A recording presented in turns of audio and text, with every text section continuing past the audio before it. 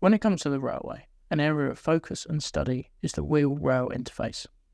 This covers everything from the forces at play, derailment risks, to what's happening in the microstructure of the materials in both the train wheel and the rail. A phrase that comes up with regularity is the angle of attack. Do you know what is meant by angle of attack? No. Well, you're in the right place. So what is angle of attack? In straight track, the flanges of the wheel run parallel to the running face of the rail. This is zero angle of attack.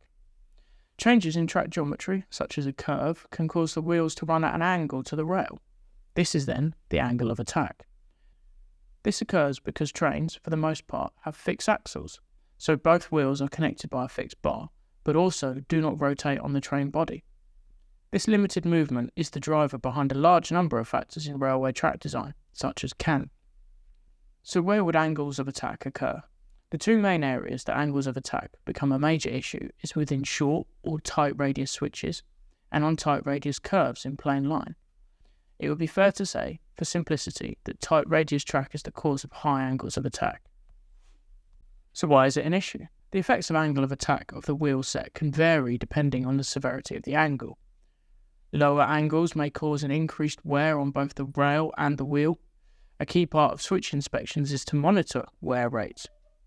As the angle increases further, the wheel orientation is more like it is trying to climb up the rail. This again increases wear rates, but also increases the likelihood of a flange climb derailment. Noise and vibration also increases, which can affect other track components, but also be problematic for both passengers and line-side neighbours due to its unpleasantness. At the very extreme levels, the front edge of the flange can come into contact with the rail, damaging it and the rail, but also causing the jarring that can easily derail a train. So how is angle of attack managed? First and foremost, given the risk, tight or short radius curves and switches are avoided where possible. Where they have to be used, track lubricators can be installed to reduce the friction. This reduces wear, but also the likelihood of flange climb derailments.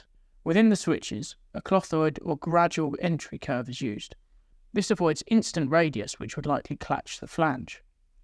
Check rails are also utilised on the rail on the inside of a curve to prevent too much lateral movement towards the outside of the curve.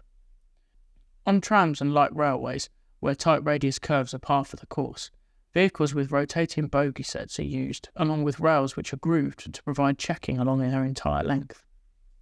I hope you've enjoyed this video, and if you want to know more about railway engineering, a great place to start is with our Track Components Guide ebook that is available at the link in the description.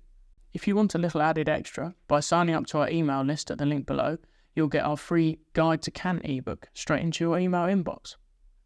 Drop any comments or queries below. Hit that like button and subscribe so you don't miss a single video. Thank you.